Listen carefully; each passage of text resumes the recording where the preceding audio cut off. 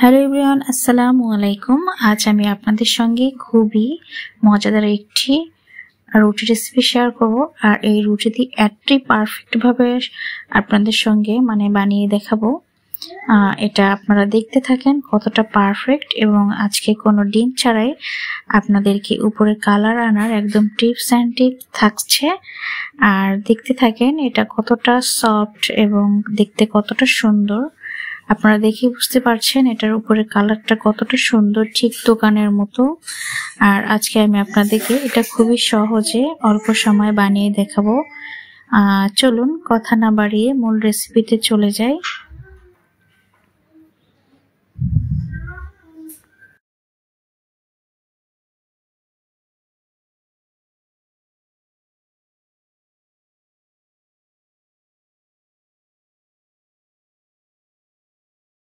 প্রথমে আমি একটি বাটি নিয়ে নিয়েছি, আর আমি আজকে আপনাদেরকে আটা দিয়ে রুটিটা করে দেখাবো। প্রথমে আমি 2 কাপ আটা নিয়ে নিয়েছি।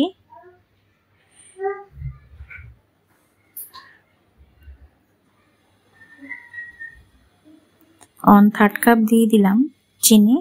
মিষ্টিটা আপনারা আপনাদের পছন্দ মতো দিয়ে দিবেন। আর দিয়ে দিব স্বাদ মতো লবণ। এখন চিনি লবণ আটাটার সঙ্গে খুব ভালো করে মিশিয়ে নিতে হবে।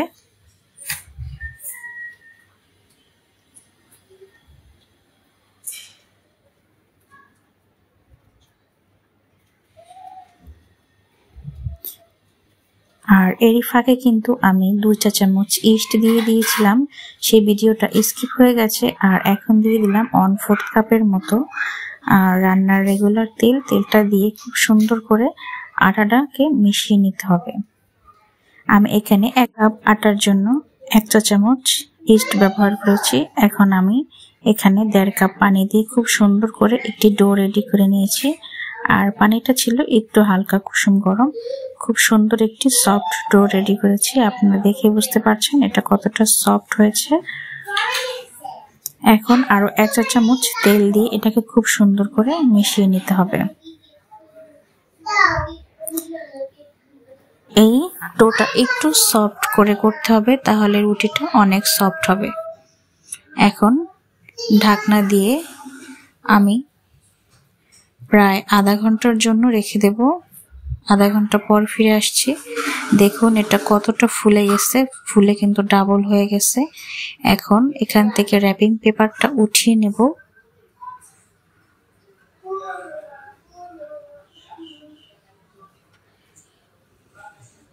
আর এখানে যত এয়ার বাবলস ছিল এগুলোকে আমি বের করে নেব। আপনারা দেখে বুঝতে পারছেন এটা ডোটা কতটা সফট হয়েছে। এই সফট হওয়ার কারণে কিন্তু রুটিটা অনেক সফট হবে।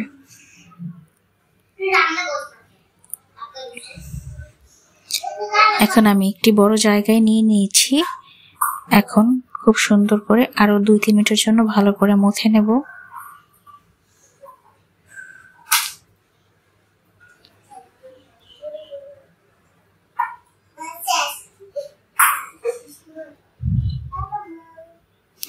এখন একটু গোল করে আমি রুটির শেপটা দিয়ে দেব। আর এই কাজটা যদি আপনাদের হাতে আটাটা লেগে যায় তাহলে হাতে একটু তেল নিয়ে নিতে পারেন, তাহলে হাতে আর আটাটা লাগবে না। এখন আমি একটি মোটা রুটি তৈরি করব। আপনারা দেখে বুঝতে পারছেন আমি কাজটা কিভাবে করেছি। এখন আমি কিছু মোরব্বা নিয়েছি, আর এই মোরব্বাগুলোকে আমি একটু আটা দিয়ে মেখে নিয়েছি, তাহলে আর এটা গলে একদম পানি পানি হয়ে যাবে না। এখন পছন্দ মতো মোরব্বা দিয়ে দিলাম।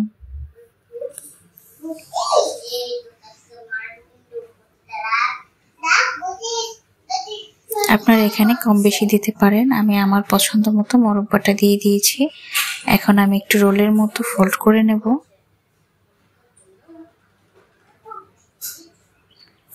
আমি এই কাজটা কিভাবে করছি এটা আপনারা আপনাদের কিন্তু পছন্দ মতো ডিজাইন করে নিতে পারেন। আমি আমার পছন্দ মতো ডিজাইন করে নিয়েছি। আমি ডোনাট সিস্টেমে এটাকে রেডি করেছি। আপনারা দেখেই বুঝতে পারছেন মাশাআল্লাহ এটা দেখতে অনেক সুন্দর হয়েছে। এখন আমি এখানে টিপস আপনাদেরকে দেব যে খুব সুন্দর করে কিভাবে ডিম ছাড়া উপরে কালার আসা যায় আর ওভেন ছাড়া। এখানে 2 টেবিল চামচ দুধ দিতে হবে আর এখানে 1 চা চামচ চিনি দিয়ে খুব সুন্দর করে একটি মিশ্রণ রেডি করে নিতে হবে। এটাকে এখন খুব সুন্দর করে উপরে ব্রাশ করে দিতে হবে। এই দুধটার চিনিটার কারণে দারুণ একটি কালার আসবে, হোক সে ওভেনে বা হোক চুলায়। ব্রাশ করা হয়ে গেছে, এখন আমি ওভেনে 30 মিনিটের জন্য বেক করে নেব। আর এর আগে আমি উপরে কিছু সাদা তিল দিয়ে দিয়েছি দেখার সৌন্দর্যের জন্য। আপনারা চাইলে এটা স্কিপও করতে পারেন। 30 মিনিট পরে ফিরে আসছি। দেখুন মাশাআল্লাহ কতটা সুন্দর হয়েছে।